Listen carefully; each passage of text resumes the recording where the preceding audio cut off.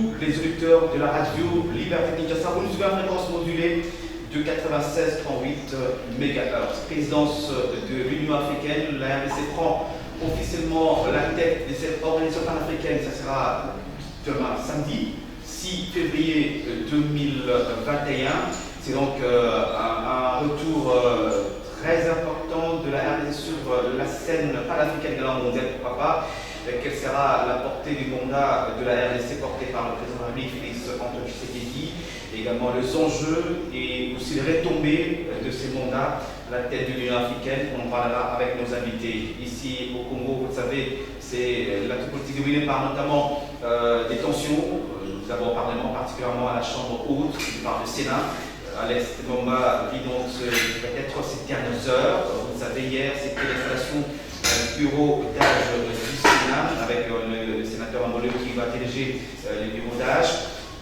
Une plénière convoquée ce vendredi pour examiner les pétitions contre les membres du bureau Alexis Kambou-Mamba.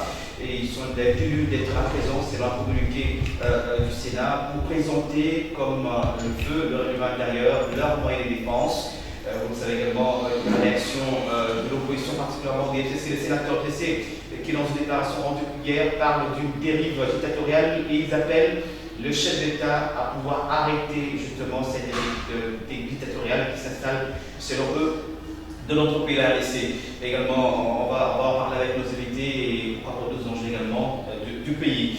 Deux invités sur ce plateau des kiosques, Patrick et Allé, bonjour. Bonjour. Michel. Merci d'être venu. C'est un réel plaisir. Je crois que c'est la première fois depuis 2021. Ok, bonne année. J'en profite pour vous souhaiter les vœux. Merci beaucoup. Ainsi qu'à tous les aimables téléspectateurs. Merci beaucoup, Patrick Allé. Nous le réciproquons, bien sûr. Eric Lemba, bonjour. Bonjour. Merci pour l'invitation. J'ai un ami à moi en Belgique qui s'appelle Guy Moussou, qui suit kiosque chaque jour. Et il m'a même dit, mais comment tu n'es pas passé? Ça coïncidait que Moutiri m'a appelé, je l'ai salué, je sais qu'il me suit à partir de Belgique. Mais quand fan des kiosques. Oui, ils sont nombreux en Europe, aux États-Unis, en Asie, en Afrique également. Nous sommes là. Merci surtout de toujours être là pour nous et nous sommes également là pour vous également.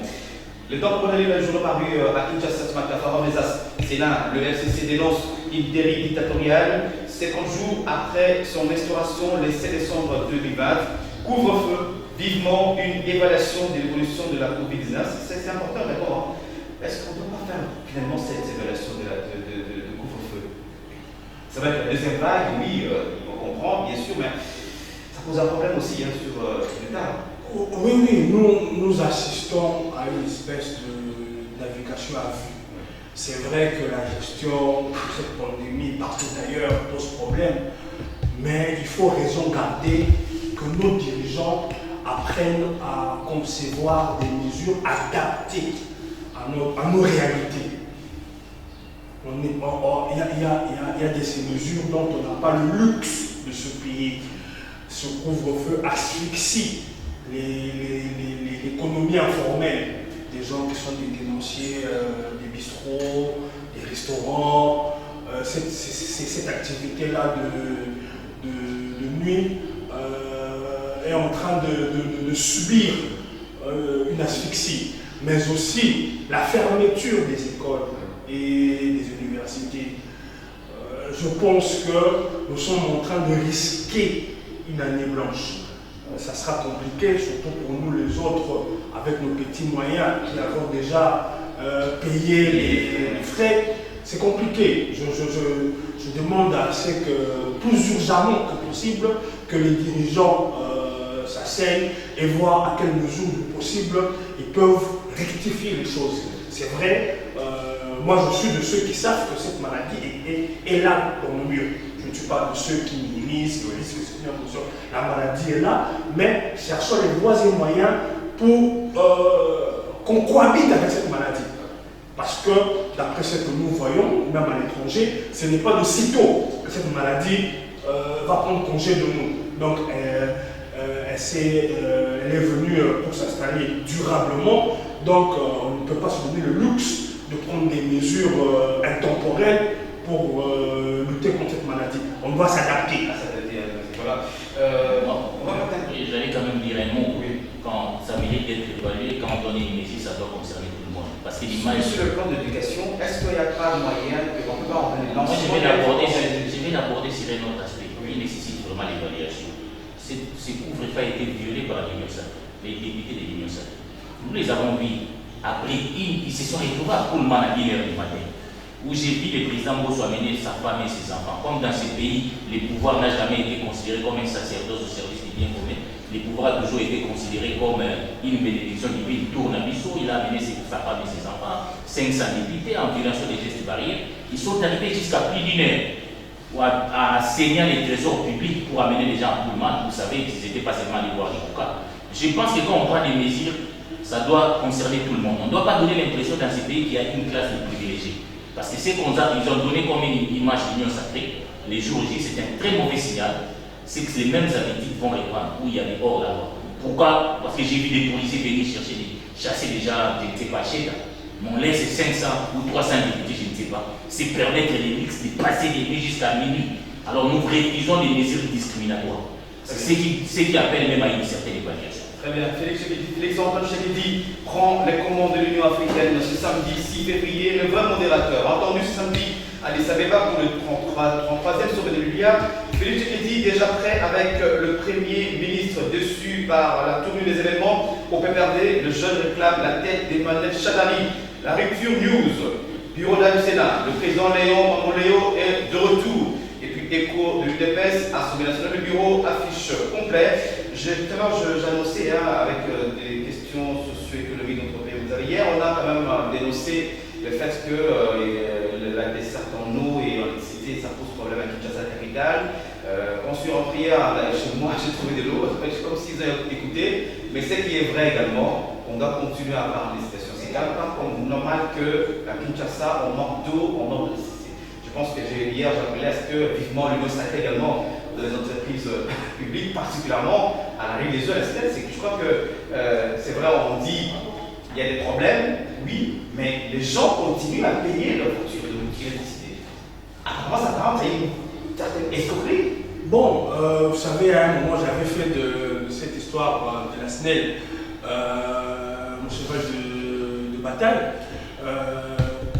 C'est là que j'ai compris que cette histoire est quand même assez beaucoup politisée. Moi, je ne connaissais même pas le nom du DGNSD. Je ne savais même pas que l'étude du PPRD.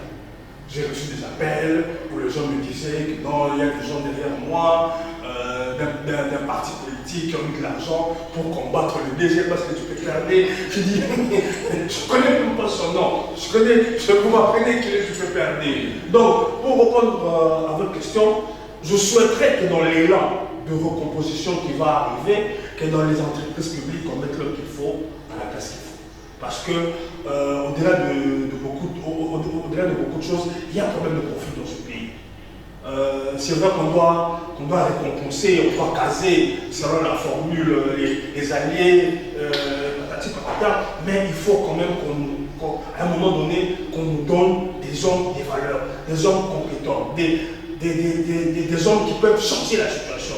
Et c'est d'ailleurs le grand défi de cette proposition. Demain, on aura le gouvernement, on aura des dirigeants des entreprises qui mettent SSRA parce que j'ai rejoint l'Union sacrée, parce que je suis le frère, je suis proche d'eux, je suis membre du parti politique, d'office je dois bénéficier d'entreprise. Non, c'est l'un des grands défis qui va se poser au niveau leadership.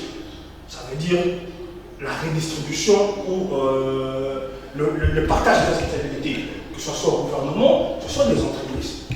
C'est un défi où l'ancien régime a lamentablement échoué. Parce qu'on a vu souvent les personnes qui étaient nommées pour rester dans ce que l'on disait les entreprises étaient des personnes qui étaient là pour se mettre plein la poche et qui n'avaient généralement pas le profil. Donc, on attend au tournant le leadership actuel par rapport à ces questions. Il y a la BCC, il y a en fait, c'est toutes les entreprises. On doit avoir un remis-ménage. Je serais, moi, le plus peiné si je vois qu'on attribue simplement ces postes aux politiciens. Il faut à un moment donné que l'on arrête avec cette façon de récompenser à tout bout de champ les politiciens. Il y a des entreprises qui ont besoin d'une expertise technique. Dans cette question, par exemple, on dit ça peut révéler par exemple la telle composante, mais que le rôle aussi c'est de désigner les personnes qui soient à mesure de gérer justement ces genres d'entreprises. Ou de gouvernement. Je crois qu'on aborde très très mal le problème de la régie des eaux de la Suède. Moi, par mon expérience en tant que journaliste parlementaire, les DG de la régie des eaux, il faut venir là, on a commencé à l'attaquer. Il a dit voilà le vrai problème de la régie des eaux. C'est l'État congolais qui tue ces entreprises-là. Parce que l'État congolais lui-même ne paye pas les factures. Parce que ces entreprises ont besoin de moyens. Ils ont suffisamment besoin de moyens. L'État, Kabila, tel qu'il est parti là, il a laissé beaucoup de dettes. Vous allez, oui, il est parti en laissant personne comme institution. Oui, voilà. Donc, comme institution. Mais aujourd'hui, je suis sûr que si vous allez même au palais de la nation, vous verrez que la présidence ne paye pas ses factures. Le palais des peuples, c'est eux qui ont les plus grandes la primature. Donc, la régie des eaux pose un problème. C'est-à-dire que l'État ne donne pas d'importance à ces entreprises. Vous avez bien un moment, grâce